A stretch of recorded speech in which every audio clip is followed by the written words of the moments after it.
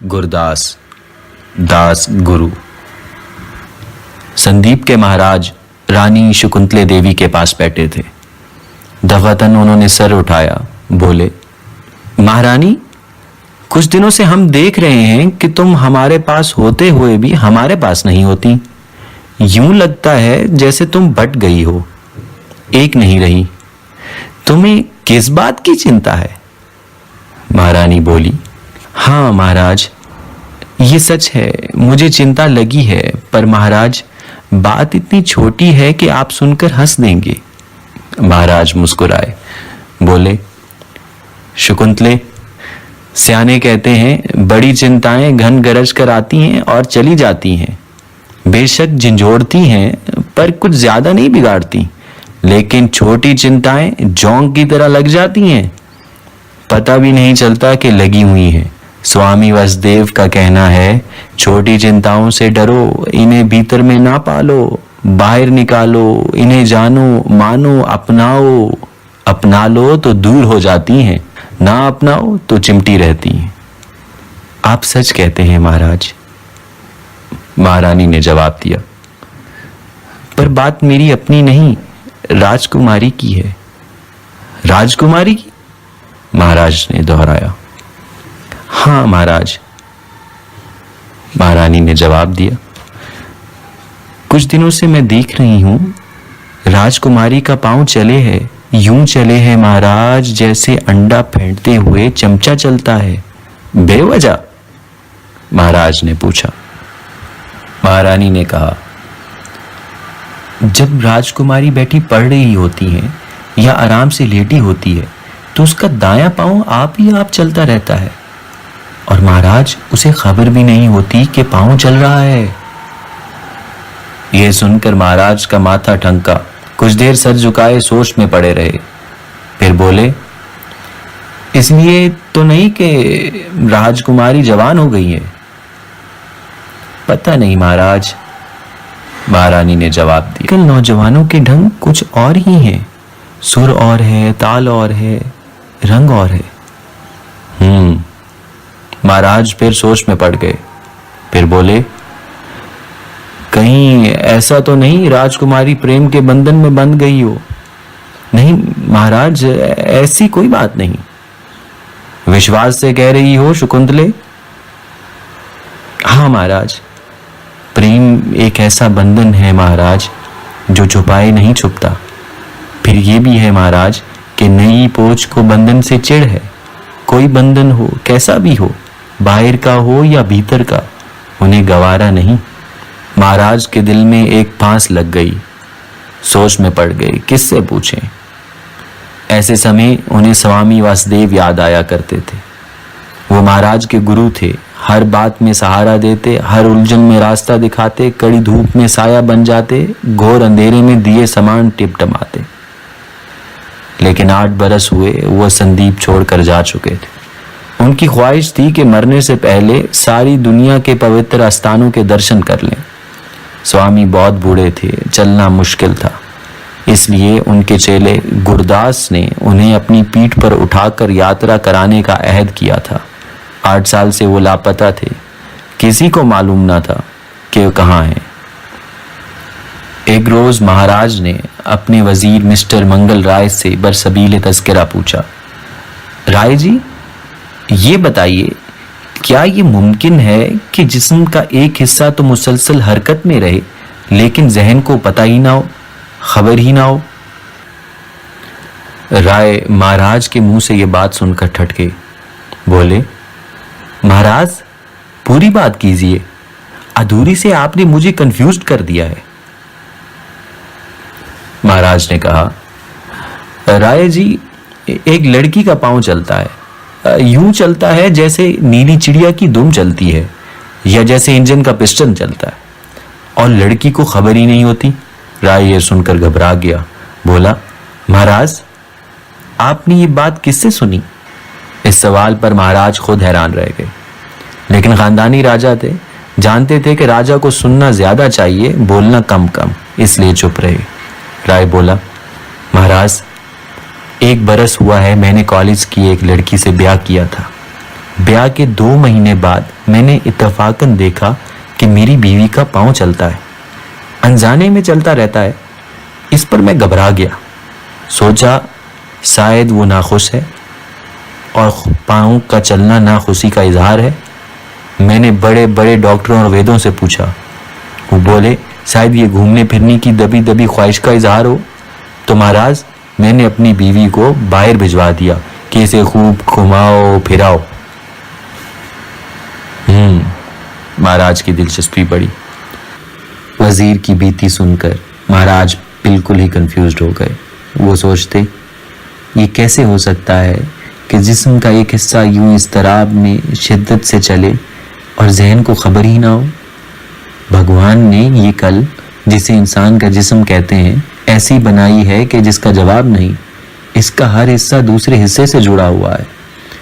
फिर अगर पाँव चले तो जरूर नसें भी चलती होंगी, आंतें भी चलती होंगी, अंदर एक झक्कड़ चल रहा होगा। ऐसे में खबर ना हो, ये कैसे हो सकता। उसी रात राजभवन में एक साधु आ गए। महाराज ने राजभवन के साथ ही फूस की 4 एक कुटियाएं बना रखी थीं, जिनमें वो भक्तों, साधुओं और योगियों को मेहमान रखा करते थे। नौकरों को हुक्म था कि उनकी सेवा में जरा फर्क न आए। महाराज खुद उनकी खिदमत में हाजिरी दिया करते थे। हस्बे दस्तूर उस रात वो साधु की खिदमत में हाजिर हुए। हाथ जोड़कर जी आया नू किया। साधु ने पास बिठा लिया। साधु ने छुड़ते ही कहा, राजा जी ये हम क्या देख रहे हैं? मुख पर चिंता ने जाला बुन रखा है। अगर ये चिंता प्रजा की है तो ठीक है, जो अपनी है तो ठीक नहीं। राजा तो सेवाकार होता है, राजा पाठ तो एक ओट है। हाँ महाराज, चिंता है और अपनी है, महाराज ने जवाब दिया। मेरी पुत्री जवान है, उसका पांव चलता है। चिंता की कोई बात नहीं, फिर भी चिंता है। साधु हंसने लगा। हाँ, नई पूछ का यही हाल है। चिंता की कोई बात नहीं, फिर भी चिंता है। जल्दी की कोई जरूरत नहीं, फिर भी जल्दी है। हलचल की लोड़ नहीं, फिर भी हलचल है। ऐसा क्यों है महाराज? राजा ने पूछा। साधु ने अपनी थोड़ी टेक पर रख ली और निगाहें दूर गाड़ दी। बोला, सब समय का चमत्कार है महाराज, सब समय की लीला है। एक समय आता है जब लोग अकल के परवाने बन जाते हैं, दलील को मानते हैं, सुध बुद्ध को उत्तम जानते हैं।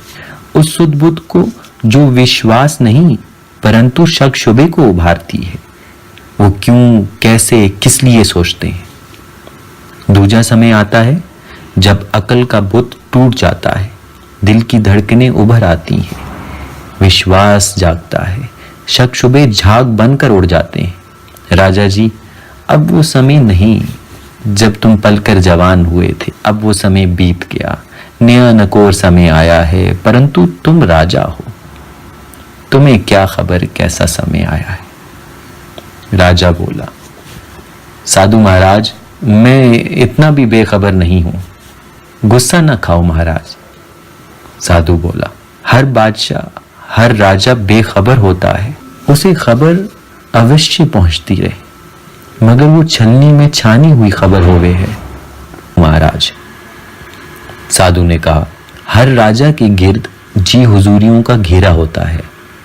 उनका काम राजा को प्रसन्न रखना होता है, यूं कि जो राजा सुनना चाहे वही उसे सुनाया जाए, जो वो देखना चाहे वही उसे दिखाया जाए, जो ना देखना चाहे, ना सुनना चाहे, वो छान कर फेंक दिया जाए, उस पर पर्दा डाल दिया जाए। वैसे भी महाराज, राजा को प्रजा की खबर नहीं होती। कारण ये है कि प्रजा पहिए समान होती है, वो घूमन में पड़ी रहती है। राजा उस पहिए का धुरा होता है, बीच का नुक्ता, वो घूमता नहीं, कीम रहता है। इसी कारण पुराने राजा और बादशाह रातों के समय भेष बदलकर घूमा फिरा करते थे, ये जानन के लिए कि प्रजा किस हाल में है, किस रंग में रंगी है, किस चाल में चल रही है। राजा ने साधु जी से कहा, महाराज, हमारे घराने में पुरानी रीत है कि बच्चे जवान हो जाएं तो उन्हें कुछ दिनों के लिए आश्रम भेज देते हैं ताकि किस बल निकल जाए। आप कहें तो मैं अपनी पुत्री को। साधु ने महाराज की बात काटी। बोला, ना ना ना ना, आश्रम में उनको भेजते हैं जिनके पीछे चलने की शक्ति हो, जो गुरु को जानते हो, गुरु नेता को मानते हो। नई पोच में पीछे चलने का हौसला नहीं, वो खुद को दूजे के हवाले नहीं कर सकते, वो आगे चलने की uksa लिए हुए हैं। पर कोई बात नहीं, जिसने ये समय भेजा है वो आगे चलने वाली भेड़ों का रखवाला भी भेजेगा। ये कहकर साधु खामोश हो गया। कुछ देर के लिए आसमान की तरफ तकता रहा, फिर कहने लगा, निराश न हो महाराज, तेरे गुरु स्वामी दास देव अपनी यात्रा पूरी कर चुके हैं, वो पहुंचने वाले हैं, सब ठीक हो जाएगा, सब ठीक हो जाए। महाराज को साधु की बातें बहुत दिल लगी।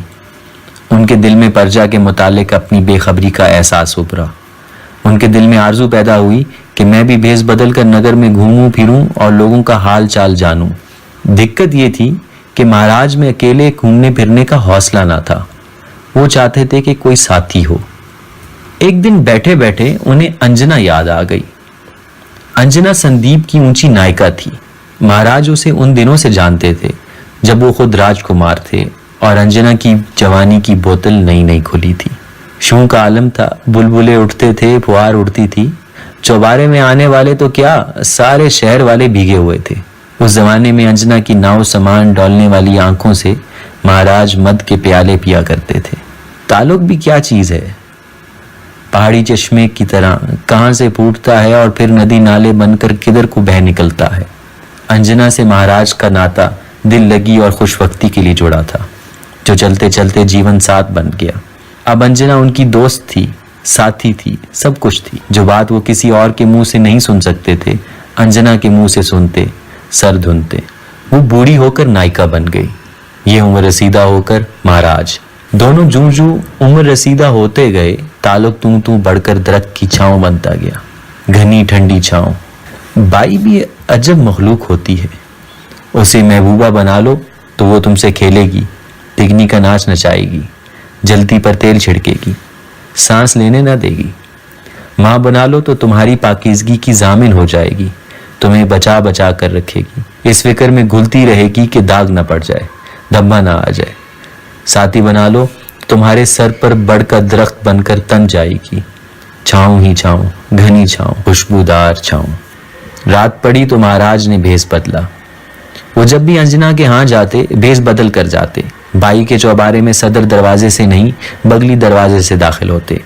बाई ने जब महाराज की आमद का सुना तो उसने नन्ही, गुड्डी और गुलाबी को हिदायत दी कि महफिल जारी रहे, रक्स की लय बढ़ती जाए और नृत्य में आंखें यूं कंकियों से निकल निकल कर बातें करें कि तमाशबीनों के लिए सांस लेना दुश्वार हो जाए। और खुद पिछले दालान में महाराज के पास आ बैठी।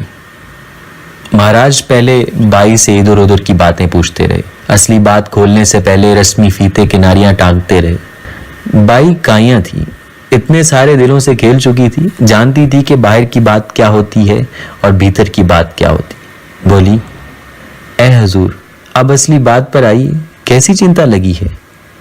महाराज हंसकर बोले, चिंता ही को तो दूर करने के लिए तुम्हारे द्वार आए हैं। बाई मुस्कुराई, ए हजूर, हम बाइयां चिंताएं दूर नहीं करती, इन्हें पैदा करती हैं, उभारती हैं, यूं कि इनका तार बंधा रहे। महाराज ने कहा, अंजना, ये चिंता हमारी नहीं, हमारी पुत्री की है। वो संजीदा होके बैठ गई। क्या हुआ राजकुमारी को? उसका पांव चलता है। महाराज ने कहा, पांव चलता है? ये तो चिंता की बात नहीं, घर घर यही हाल है। जवान लड़कियों के पांव यूं चलते हैं जैसे घड़ी का पेंडुलम चलता है। अंजना अनजाने में चलता है। महाराज ने कहा, जाने में तो इतनी तेजी से चल ही नहीं सकता हुजूर। सियाने कहते हैं घुटन की वजह से चलता है। नहीं हुजूर, ऐसा नहीं है। अब मेरा घर ही ले लीजिए, यहाँ क्या घुटन होगी? पर मेरी से सबसे छोटी नोची है ना, इसका पांव चलता है। मैंने नचवा नचवा के इसका प्लेथन निकाल दिया, फिर भी चलता है। एक दिन इसने मुझसे पूछा, बाजी मैं दास आश्रम हुआ हूं। दास आश्रम? महाराज ने दोहराया, ये कैसा आश्रम है? वो नौजवानों का आश्रम है। वहां तपस्वी बैठा है, वो भी नौजवान है, खुद को गुरु नहीं बल्कि दास कहता है। वहाँ वो नौजवान जाते हैं जिनके पाँव चलते हैं, नसें चलती हैं, दिल चलते हैं। वहाँ कोई रोक टोक नहीं। नौजवान जो जी चाहे करते हैं, नाचते हैं, गाते हैं, दारू पीते हैं, ताश खेलते हैं। जब गुरु ही नहीं हुजूर तो बंदिश कैसी। नौजवान वहाँ रहना चाहें तो टीले पर खुले मैदान में फूस का झोपड़ा बना लेते हैं। बस दास का एक मुतालबा है कि रात के वक्त लड़कियां लड़कों में ना रहें, झोंपड़ी में चली जाएं। महाराज बोले, अंजना चलो हम भी वहां चलें। हजूर मेरा खुद जी चाहता है जाकर देखूं, फिर सोचती हूँ वो हमें वहां टिकने नहीं देंगे। उम्र रसीदा लोगों के लिए दास आश्रम के दरवाजे बंद हैं। ना टिकने दे, महाराज ने कहा। चलो एक नजर ही देख लेंगे। एक साधु महाराज राजभवन आए थे। कहते थे कि राजा को प्रजा का हाल का पता नहीं होता। जो खबर मिलती है वो छन्नी से छानी हुई मिलती है। इसलिए राजा पर लाजिम है कि बेस बदल कर बाहर निकले, प्रजा के रंग ढंग, दुख दर्द अपनी आंखों से देखे। अंजना तुम मेरी साथी बनोगी? अंजना हंसी बोली, ए हजूर, बाई सिर्फ 2 काम जानती है। एक तो लोगों को लूटना, उन्हें बेवकूफ बनाना, मूंढना, निचोड़ना, और दूजे साथ देना, तन मन धन से साथ देना। हुजूर यहाँ बस लूटने का ही काम है। मैं तो तरसी हुई हूँ कोई हो जिसका साथ दे सकूं। अंजना और महाराज दोनों ने गेरुए कपड़े पहने, साधु साधनी का रंग जमाया, दास आश्रम को चल पड़े। दास आश्रम माया नगर के पास डूंगे टिब्बे की चोटी पर वाक़या था। जब वो डूंगे टिब्बे के ऊपर पहुंचे तो क्या देखते हैं, एक बहुत खुला मैदान है जिसमें यहाँ वहाँ बहुत सी घनी छांव के दरख्त लगे हुए हैं। दरख्तों की छांव में 20-25 फूस के झोंपड़े बने हुए हैं। झोंपड़ों के सामने मैदान में नौजवान टोलियों में बटे हुए हैं। एक टोली में गाने में मसरूफ है, दूसरी नाच रही है, एक टोली सरदाई घोंटने में मसरूफ है। साधु साधनी को अपनी तरफ आते देखकर सब मुतवज्जे हुए, गाना बजाना छोड़कर उनकी तरफ देखने लगे। ये देखकर दास का बालका दौड़कर उनके पास आया, हाथ जोड़कर प्रणाम किया, बोला, साधु साधनी जी आया नू, परंतु कोई भूल हुई है, ये स्थान साधुओं के लिए नहीं। साधनी बोली, महाराज हम भूल से नहीं इधर आए, हमें आश्रम के गुरु से मिलना है। ना महाराज, बालके ने जवाब दिया, यहाँ कोई गुरु नहीं, ये आश्रम नहीं, छोटों की मंडली है। छोटों के दास उधर उस कुटिया में बैठे हैं, बस हमें उन्हीं से मिलना है। घबराओ नहीं, हम यहाँ टिकेंगे नहीं, दास से मिलने की आज्ञा दो। ना साधनी जी, यहाँ कोई आज्ञा नहीं दी जाती, यहाँ कोई रोक टोक नहीं। जब गुरु ही नहीं तो रोक टोक कैसी। यहाँ कोई द्वार बंद नहीं, सब खुले हैं। वो सामने रहा दास जी का द्वार। पधारिए साधु साधनी जी। दास एक खुश शक्ल नौजवान था, बाल लटपट, दाढ़ी घनी, भूर काली, गेरुए रंग की जबीन और कमीज, आंखें मद से मखमूर। साधु साधनी को देखकर वो उठ खड़ा हुआ, हाथ जोड़कर प्रणाम किया, उन्हें चटाई पर बिठाया। साधनी बोली, ये कैसा आश्रम है महाराज? दास ने जवाब दिया, ये आश्रम नहीं साधनी जी, मंडली है। आश्रम नहीं, मंडली है, गुरु नहीं, दास है, ये कैसा भेद है महाराज? दास बोला, बस यही एक भेद है कि कोई भेद नहीं। इस संसार की तरह साधनी जी, भेद सामने धरा है, लोग सामने धरे को नहीं देखते। कहते हैं भेद जरूर छुपा होता है, इसलिए वो ढूंढ में लगे हैं। प्रभु ने सामने धर कर भेद को छुपा लिया है।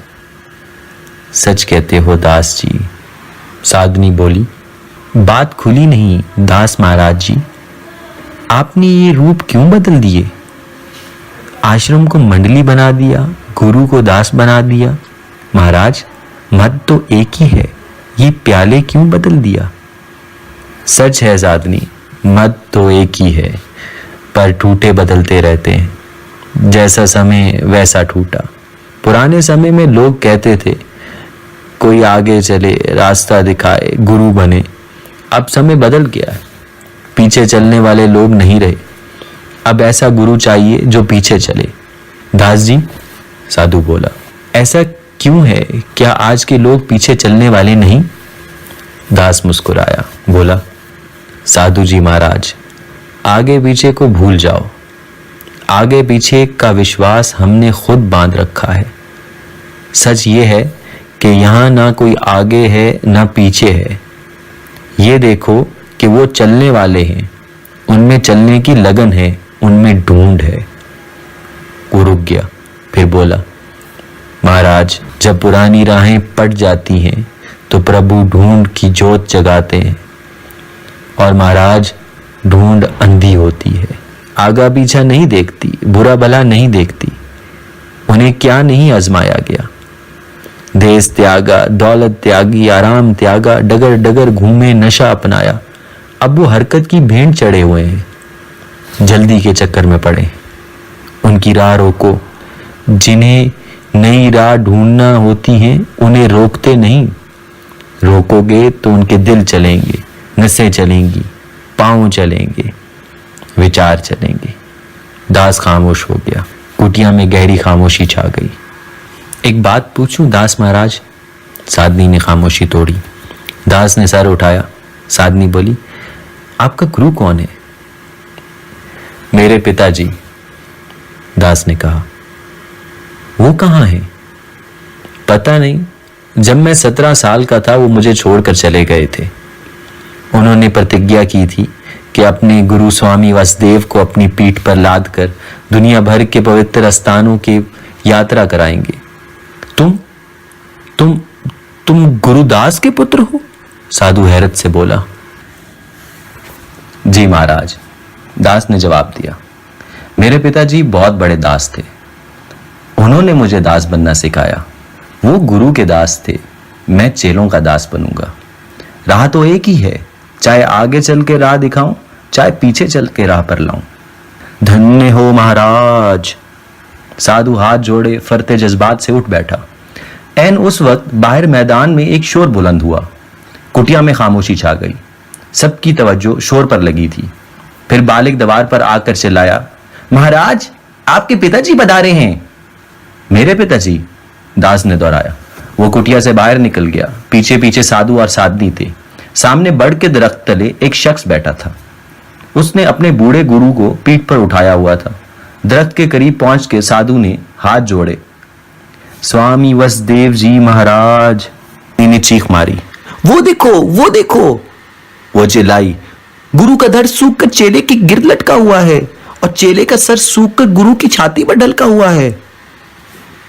भगवान की लीला है, दास बोला। जिस चीज की लोड़ ना थी वो सूख कर झड़ गई। दास का सर, गुरु का धड़, दो जिस्म एक बन गए। बालका चिल्लाया, महाराज, आज गुरु और चेले का भेद खुल गया। अभी नहीं, साधनी बोली। इस भेद ने नया चोला बदल लिया है। गुरु चेलों का दास बन गया है। गुरु चेलों का दास बन गया है।